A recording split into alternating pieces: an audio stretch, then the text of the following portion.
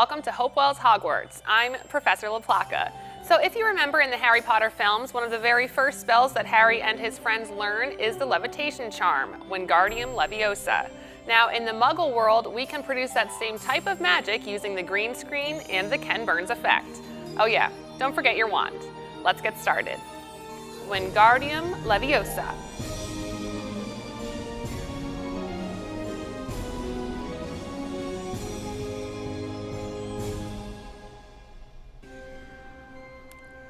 It's as simple as that.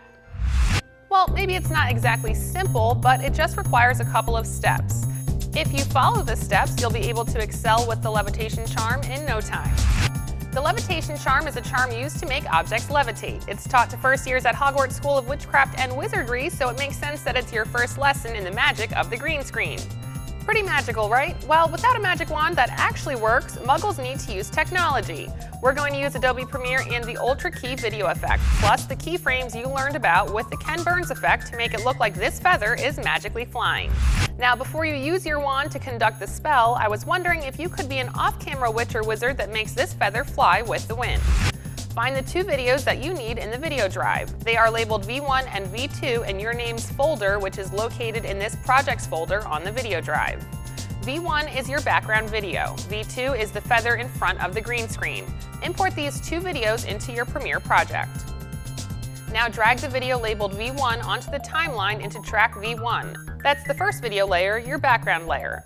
Now drag the video labeled V2 onto the timeline into track V2. That's the second layer, your magic feather. Make sure your V2 clip is selected in the timeline. Go to Video Effects, Keying, Ultra Key.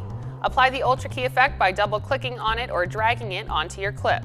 Now go up to Effect Controls. Take the eyedropper and click on the green background of V2. You'll see this takes away the green, but the magic isn't quite done. Go back to Effect Controls, then Match Generation, make sure Pedestal is all of the way up to 100. Now you can apply a mask to your feather using this little circle located near opacity. Click on the circle. You'll see it's a circle on your feather layer. Use this little pen tool to outline your feather. Great, now you're ready to make your feather fly. We're going to use keyframes like we did with the Ken Burns effect. Go to the first frame of your project.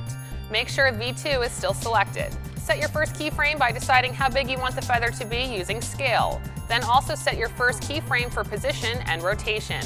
Don't forget to click the points up here. Now let's make the feather move around. As you move a few frames in the timeline, you can move the feather. Remember, if you select the box next to motion, you can then just move your feather around as you move down the timeline. In the next few days, we're going to add you to the background, so maybe think about moving your feather in an arch that goes over your head, like I did with my levitation charm. Well done, everyone. I can't wait to see what other magic you create using your wand and the green screen.